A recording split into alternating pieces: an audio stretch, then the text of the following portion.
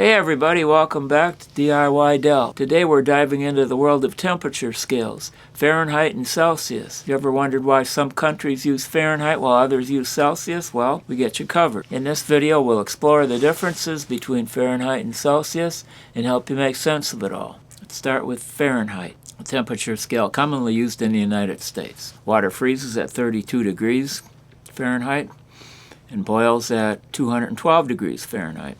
Give you a reference point, the average human body temperature is around 98.6. We're now going to be talking about Celsius. It used to be called the Centigrade scale, but the heirs of Anders Celsius, a 15th or 16th century Dutch mathematician, had that changed, so it's called the Celsius scale. Shifting our focus now to the Celsius and continuing with this discussion on Celsius, the temperature scale widely used in most parts of the world.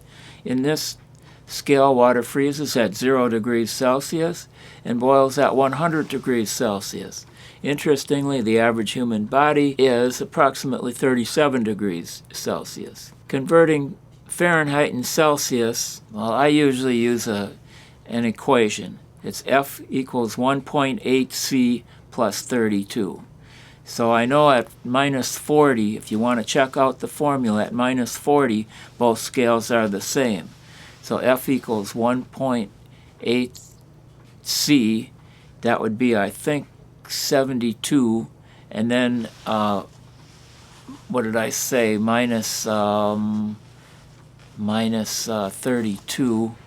That 72 minus 2 is minus 40, so you got 40 on one side, 40 on the other. The formula checks out. I'll say the formula again. F equals 1.8 C minus 32. Most argue that Celsius is more intuitive because its scale is based on the properties of water.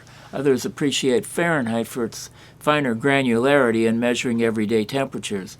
It often comes down to what you're used to and what makes some more sense in your daily life. There you have it, a quick overview of Fahrenheit and Celsius. Whether you're planning a trip, following global news, or just curious about the differences, having a grasp of both temperature scales can be quite beneficial. If you enjoyed this video, give it a thumbs up and subscribe for more educational content. Let us know in the comments which temperature scale you prefer. Thanks for tuning in. Until next time, stay curious and stay informed.